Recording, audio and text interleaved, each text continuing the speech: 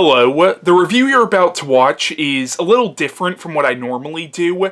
A longtime subscriber of mine named Asim Ghaffar, and I have no idea if I'm saying your name right. If not, I do apologize. But he asked me to review a short story of his, and I was initially hesitant because this is an unpublished story, and the whole idea of reviewing unpublished stories, that never sat right with me because I don't want somebody watching this and being like, ooh, I like that idea, I better rip that off. And also, when I do reviews, I do them so I can actually point people to the book or movie that I'm reviewing so people could actually check it out, but here's a case where you really have no way of actually reading this story. And I will say this is a one-time thing. I'm not doing this again for him or anybody else, and that's not to be rude or anything, it's just reviewing unsolicited stories is not what I do, but his birthday was recently. His birthday was actually on the 28th, and he asked me to do this, so I figured just this once I'll do it, but once again, this is a one-time thing. So, the story is called Win Some, Lose Some, and the plot is, and I actually asked him if he's alright with me explaining the plot, because, once again, this is an unpublished story. And he was alright with that, but the story is about a man named Luther who, the best way I could describe this character is, he basically has a stick up his ass. There's even one point in the story where his wife curses in front of him, and he's like, honey, I thought I told you not to swear in front of me. So it's like, this is a guy who's very uptight. But basically, he gets dragged to this casino by two buddies of his from work, and at first he's like, this is stupid, I don't want to be here, but eventually he sees this slot machine, and it actually starts talking to him. It turns out that the slot machine is possessed by the devil, and it starts tempting him to play.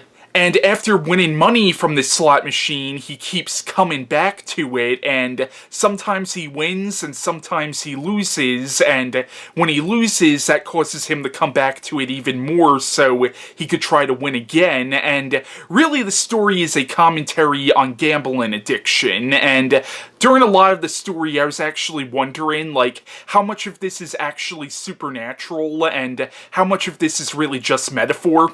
But I won't give that away for if and when he ever does publish this story, so you could go check that out for yourself if this ever does get published. And also in the story, his wife finds out about his gambling addiction, and the slot machine starts saying things like, well, what does she know? And it could almost be looked at as a little bit of a metaphor for, a cheating husband or something, where the slot machine almost represents another woman. But I thought the story was really good. It actually reminded me of something that could have been like a Twilight Zone episode.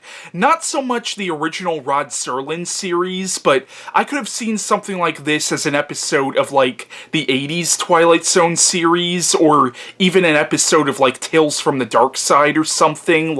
It definitely had sort of that anthology feel to it. My only real issue with this, and he did point this out to me in his email, but there are a lot of misspellings and grammatical errors, but those could easily be fixed. But there actually weren't as many as you might be expecting from a first draft. For the most part, this was pretty well written, but the misspellings were definitely there, but those could easily be taken care of by going through it again.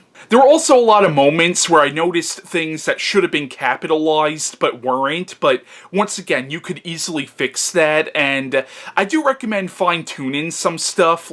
There was one paragraph where I thought it was structured kind of weird, and there was one moment in the story where the main character is talking to his wife, and all of a sudden it jumps to another scene, but there really wasn't a proper transition, I don't think, that really established that, okay, we're in another scene now. So I do recommend fine-tuning a lot of this before you try to publish this, but I do actually recommend trying to get this published. Go through it a couple of times and show it to other people as long as you think you could trust those other people, and be open to criticism too. And also, now I'm not a published writer myself, but Every published writer that I do know has told me the same thing, that if you try to get something published, like, you gotta have a thick skin, and you gotta be prepared for rejection, but also if, like, one magazine or publication rejects you, don't just stop there, like, keep doing it, but once again, I do recommend fine-tuning it before you try to do something like that. But I hope people enjoyed this review, even though since this is currently unpublished, there's no way for anybody to actually check out this story. But once again, this is a one-time thing. I'm not doing this again, and that's no offense to the author of this story or anybody else. It's just the whole idea of reviewing unsolicited stories, it's not really my thing. And happy late birthday to Asim Ghaffar. Once again, I have no idea if I'm saying your name right, and I hope you enjoyed this review too, and I hope you take some of my advice. But also keep in mind that I'm not a published writer either. I've written stories, but none of them are published, so I might not even know what I'm talking about.